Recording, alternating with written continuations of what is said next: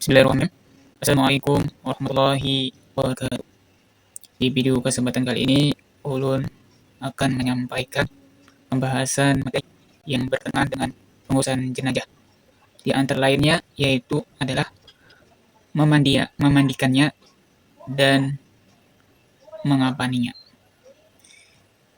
Yang lebih jelasnya di sini ada beberapa materi yang saya sampaikan.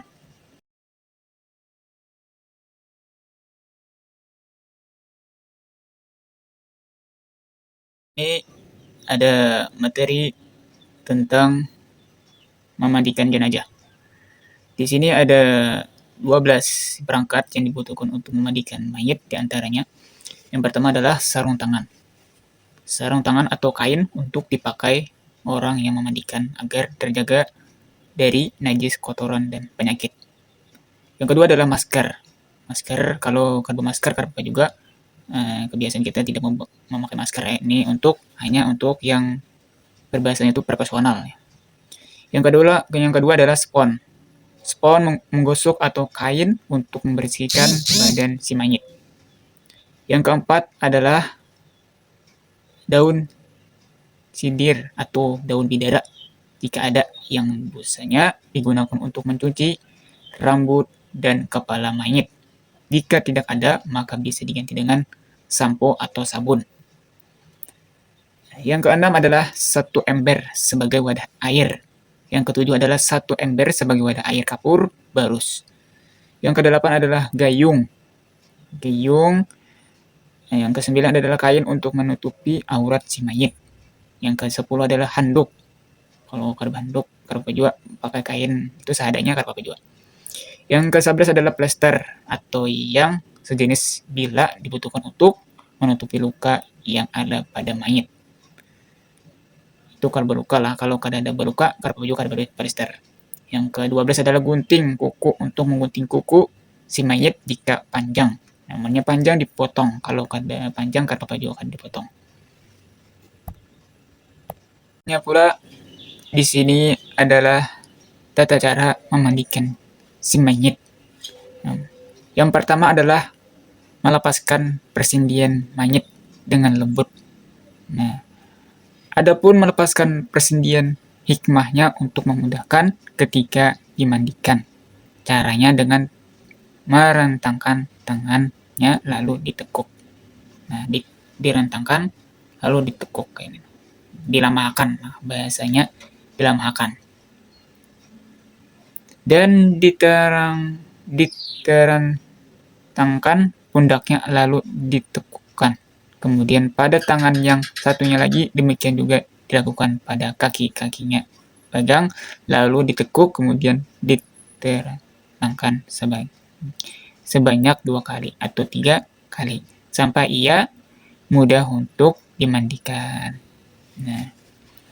Jadi kayak ini maaf, belum menjelaskan.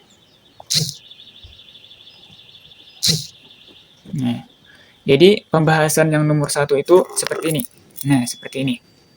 Jadi pas kita memandikan kan kakinya itu sedikit belum bisa orang manja itu kan berbahasanya itu kada kawan diarahkan. Jadi kita yang mensejujurkan. Jadi tangannya itu kita angkat, terus kita kumpulkan banyu lawan mulai dari kanan lawan kiri, lawan kaki, sama kaki seperti itu juga. Kalau kita memandikan pas suruh berbalik, kita miringkan gini. Jadi kita kubur, berbahasa Banjarnya itu kubur ya, itu disiram sebagian sini. Itu. Kalau sudah 3 kali, bujurakan lagi, balik ke kiri. Kita bujurakan lagi, kita siram lagi di bagian kiri. Seperti itu. Kalau sudah 3 kali, bujurakan lagi gitu. Berbahasanya seperti itulah. Itu penjelasannya nomor 1. Yang kedua adalah menutup tempat mandi dari pandangan orang banyak. Mayat ditutup dalam satu ruangan yang tertutup pintu dan jendelanya, sehingga tidak terlihat oleh siapapun kecuali orang yang mengurus pemandian jenazah dan tidak boleh dimandikan di hadapan orang-orang banyak. Nah, jadi kewajiban memandikan jenazah ini adalah kita ini tidak boleh memandikan berhadapan langsung lawan orang banyak, karena itu menimbulkan terjadinya fitnah kah atau terjadinya bisik-bisik tetangga lah gitu juga. Jadi kita harus memandikannya harus tertutup. Kalau ada tempat berbahasanya itu tempat kayak dapur tuh nah ditutupi lawan terpal kah, lawan kain kah, supaya kada orang melihat. Itu karena orang melihat terjadinya takutnya terjadi fitnah kah atau terjadinya kesalahpahaman gitu. Yang ketiga adalah melepaskan pakaian melekat di badannya. Cara melepaskan pakaiannya, jika memang sulit untuk dilepaskan dengan cara biasa, maka digunting hingga terlepas. Nah, kan ada juga yang rajin tuh orang ini, orangnya lamak kah atau kayak apakah, jadi ngalih lah membukanya, paksa digunting pakaiannya tuh. Tapi ada yang membedakan juga, gunting aja, harus langsung dilepas kayak kita biasa, tapi gunting aja, harus apa digunting. Yang apa juga digunting lah. Ya, yang keempat nih, kemudian mayat ditutup dengan kain pada bagian auratnya terhadap sesama jenis, yaitu dari pusat hingga lutut bagi laki-laki dan dari dada hingga lutut bagi wanita. Nah, itulah yang kedua, mempersiapkan memandikan mayat. Yang kedua itu tadi. Lanjut yang ketiga lah. Adapun yang tata cara memandikan mayat yang ketiga ini yaitu teknisi pemandian mayat. Nah, pertama nih berniat dan membaca basmalah. Nah, sebelum memandikan mayat ini kayak nah mayat ini kan kayak ini, kita kubur perlahan, mulai sini, mulai kepala dulu. Bismillahirrahmanirrahim. Nah, boleh pulang, sudah kaki lah, boleh kepala pulang. Nah, Bismillah. Belum. Oh bukan. Mulai kepala sampai betis sudah, kalau sampai kaki sudah. Cibuk pulang, cibuk atau ambil lagi airnya. Kepala lagi sampai 3 kali.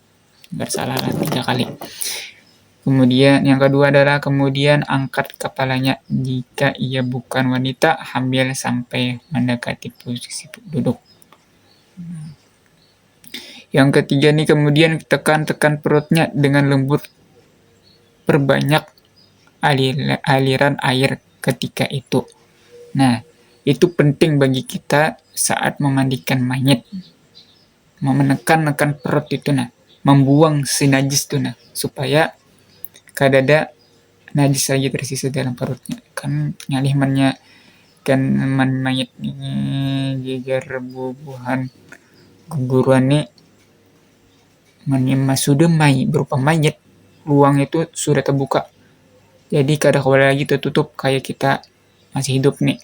Sudah mayatnya sudah berupa mayat orang meninggal, pasti terbuka terus. Jadi tekan perutnya, keluar langsung najisnya, dan siapkan air yang mengalir terus supaya membuang si najis itu, supaya kada berbau juga lah.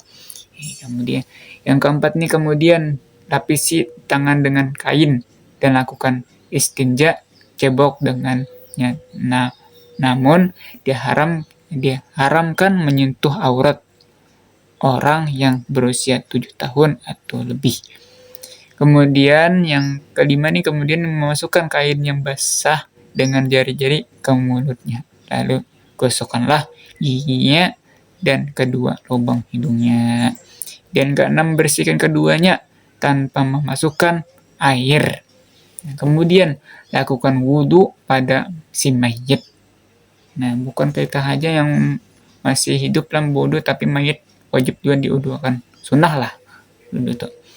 Kemudian cucilah kepalanya dengan jenggotnya jika memiliki dengan busa dari daun bidara dan juga pada badannya beserta bagian belakangnya. Yang kesembilan adalah kemudian siram air padanya, disunahkan diulang hingga 3 kali dan disunahkan juga melalui dari sebelah kanan jika disunahkan melewatkan air pada perutnya dengan tangan. Jika belum bersih, diulang terus hingga bersih. Dimakruhkan hanya mencukupkan sekali saja dan dimakruhkan menggunakan air panas dan juga daun usman tanpa kebutuhan. Yang ke-11, kemudian disisirlah rambutnya dan disunahkan air kapur, barus, dan bidara pada siraman terakhir. Dan ke-11 adalah disunahkan menyemir rambutnya dan memotong kumisnya serta memotong kukunya jika panjang. Nah, itu tata cara memandikan si mayit dengan berbagai caranya juga lah. Jadi ulun di sini hanya menjelaskan aja sedikit-sedikit. Lanjut ke mengampanakan. Adapun cara mengapani jenazah untuk laki-laki. Nah, untuk laki-laki lah dulu. Nah, yang pertama ini disiapkan tali pengikat kapan. Nah, kan kapan itu kan lebar. Jadi kita gunting beberapa selai seperti tali itu. Nah, siapkan tali pengikat kapan. Cukup meletakkan secara vertikal tepat di bawah kain kapan yang akan menjadi lapisan pertama. Yang kedua lah, nah ini anggap aja lah. Nah, ini kain kapannya. Anggap aja lah. Bentangkan kain kapan lapisan pertama yang sudah dipotong sesuai ukuran jenazah. Nah, sini ukuran jenazah. Kita contohkan aja. Ini ukuran jenazah. Nah. Yang ketiga ini beri wewangian pada kain kapan lapis pertama. Nah, beri wangian supaya ada bau-bau mengenakan tuh, nah, supaya wangi gitu. Sampai wanginya ke alam banjir. Nah, sampai alam kubur, sampai surga. Amin ya rabbal alamin. Yang keempat ini bentangkan kain kapan lapis kedua yang sudah dipotong sesuai ukuran jenazah.